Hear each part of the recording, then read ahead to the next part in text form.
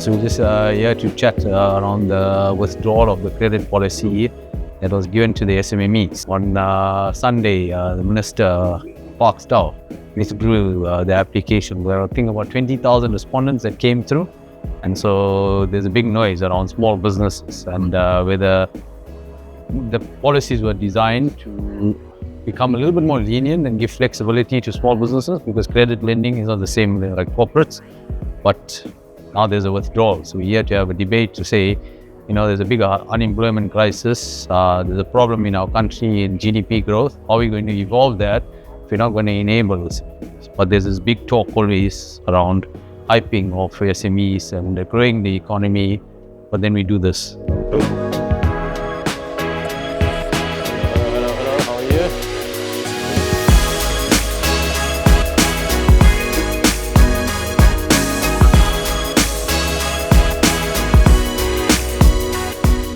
Hiten Keshave, who's the CEO of Unconventional CA. He'll tell us a little bit more about that in a moment. And Ashley Sekel is joining us also, who's a commercial attorney. So firstly, thank you for having me on the show this evening. I certainly believe the National Credit Act has a place for all people in the society, whether you're a solopreneur, an individual, or a small business owner. It's there and it's intended to be a bridge. It should not be a hurdle for society. It's there to enable people to do better and empower our country. As we know, unemployment in our country sits at just over 33% currently. Youth unemployment sits at about 45% plus. However, small businesses and the growth of our country's economy is dependent on small businesses. 60% plus of GDP is reliant on that, right? But of that 45% of unemployment in South Africa, on average, only 23% of that unemployment youth actually go into entrepreneurship. And the fun fact around this is that's the lowest in Africa. So we are not actually encouraging and enabling entrepreneurship in our country yet. The stats are so high from an unemployment perspective. And so if the backbone of job creation is small businesses and we don't empower them, then the National Credit Act has a role to play to actually empower our economy. And take the GDP as an example. Our growth, the most recent rate is 0.8% growth. Countries within the BRICS economy itself, India, 6%, China, 4%. Inflation in South Africa sits at about 3%, China, minus 2%. So these are questions we got to ask ourselves. Why are other third world countries with similar infrastructure growing, yet we are not? Yeah. So there's a lot of focus on that. And I mean, I think it would be difficult to pin it entirely on the National Credit Act, but it could be part of that ecosystem as you talk about. Let's talk about then the amendments that were very controversial over the last couple of weeks. And they were purported to be helping SMEs access credit. And then they were withdrawn for a totally different reason, because there was the potential of students going to be blacklisted. Those are two different segments, right? From a student perspective, you're looking at it as an individual. From an SME perspective, SMEs are ready to jump on the bandwagon, right? Students are future entrepreneurs also, because whilst you can go into the student world and get a degree for yourself, the likelihood of job creation at the moment is very low. And so many students who go into the study route end up going into business. So I'll speak it from a business perspective itself. As a small business owner, when you see news like this, you want to jump on the bandwagon and move fast, because that's what startups and small businesses do. We move agile, we make quick decisions, and we get excited by the news because we see an opportunity. Now we want to grasp on it, but we need an enabler to then close that opportunity. And one of the primary reasons for the lack of growth in SMMEs or survival itself, and stats show, over a 5-year period, 90% of SMMEs fail. Yeah. And why is that? Because the enabling factor around credit lending for SMEs is still stringent. Take this as an example. The interest rates... It's a sole factor? I wouldn't say it's a sole factor, and that's for sure. There's always two sides to a coin, right? Yeah. They always say there's two sides to a coin, a head and a tail and a rim in between. And we got to factor both sides. And so entrepreneurs also have a role and responsibility to play in terms of the mindset of how to manage cash. As well. And I always emphasize this to entrepreneurs, that if you want to be an entrepreneur, you got to change your lifestyle. If you lived a lavish lifestyle previously and you now want to start a business, don't expect to be driving your BMW, living in Santon, etc. if you can't afford to and you need to take those risks. Be smart about that.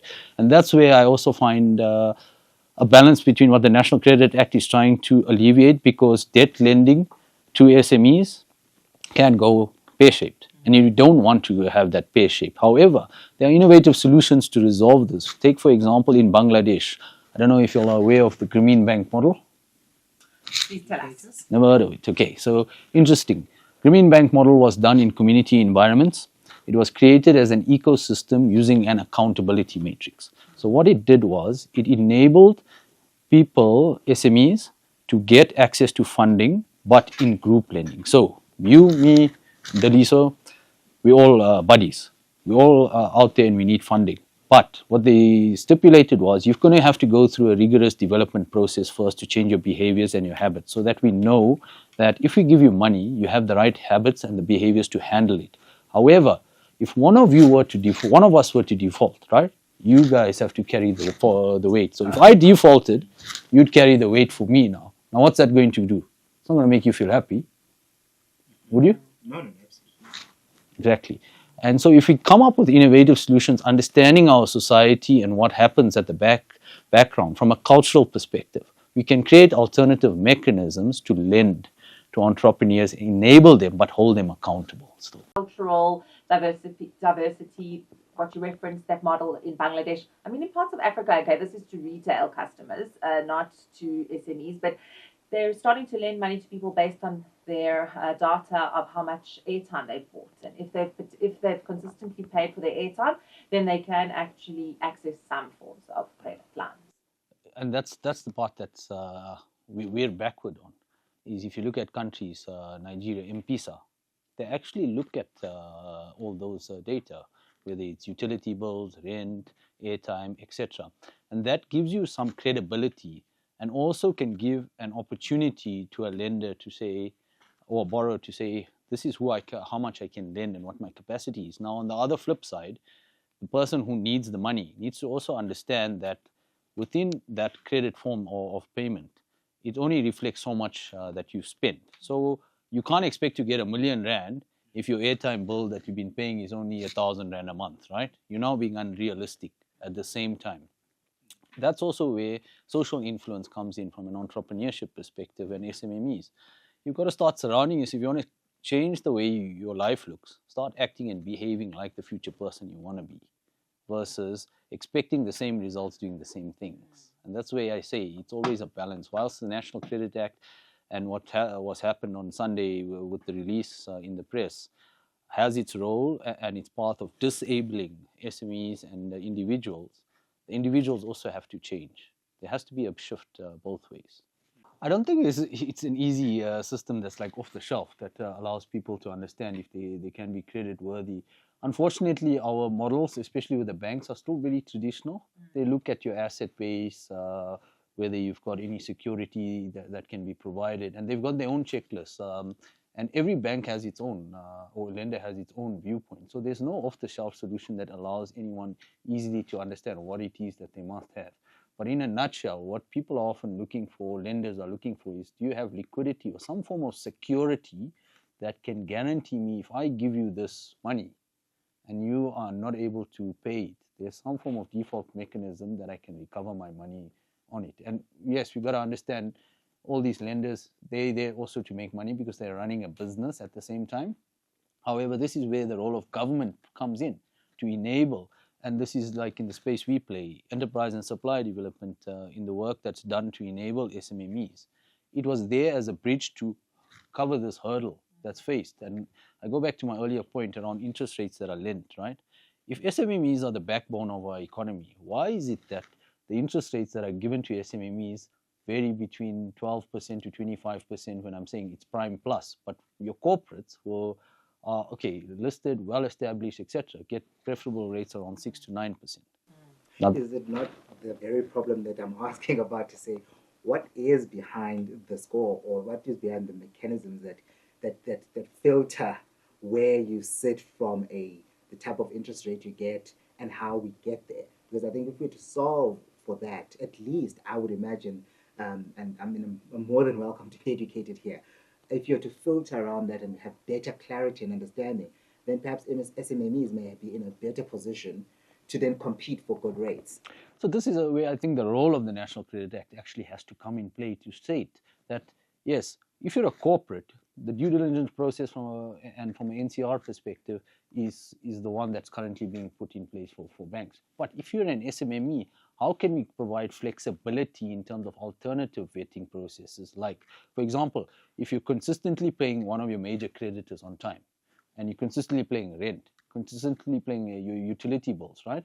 That gives us comfort that you are disciplined in paying your bills, number one, versus the fact that you don't have a big land and building to give me security against, or you don't have a big 5-year contract with a blue chip client to secure this. However, you've got the discipline and the behavioral mechanisms to show that you're a responsible corporate citizen who is willing to take money but not run away with it on that end. And that's where I think if the National Credit Act comes in and creates those regulations, right, it'll provide that alternative mechanism.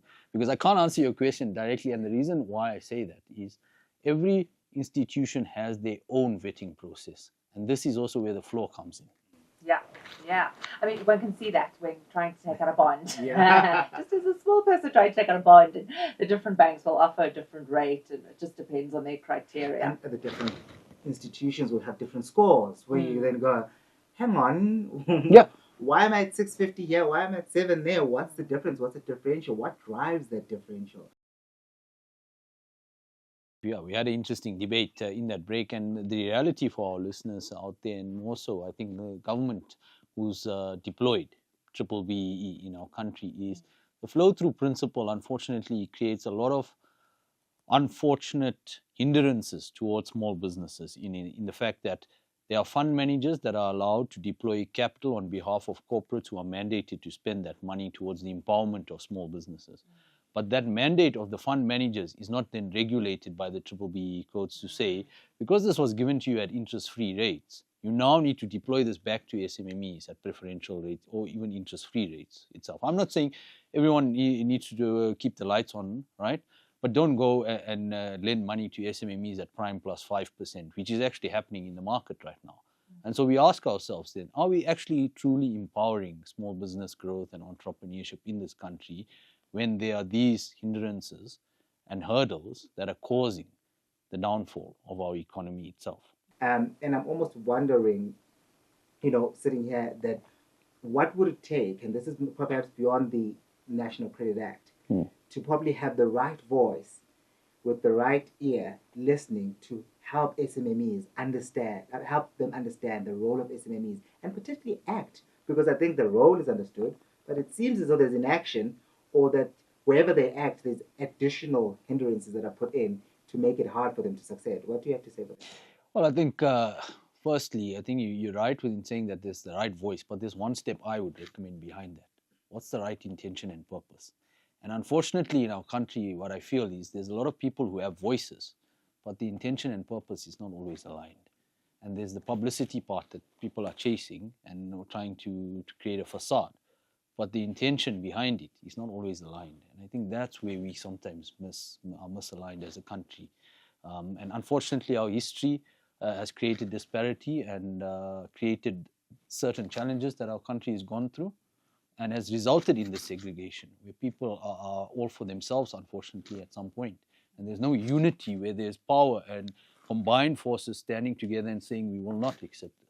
And we will stand our ground on it. And I speak here, sitting here in front of you, as an implementation provider who supports corporates. Yet I'm saying this to you. So take it from me that I'm putting my purpose where my mouth is, and that I'm challenging the ecosystem, even though I may be supporting entrepreneurs and being an implementation partner for some of my clients. I'm asking myself, and I'm asking my clients themselves also to think about this. And ESG is out there. We spoke about it briefly before we started the show. Corporates are there to support, drive environmental, social, and governance change. And SDG is becoming a big driven topic, especially in Europe. So if you're international, multinational, ask yourself, is this really aligning to those principles from a strategic objective perspective? Thank you, guys. Interesting conversation. Carry on.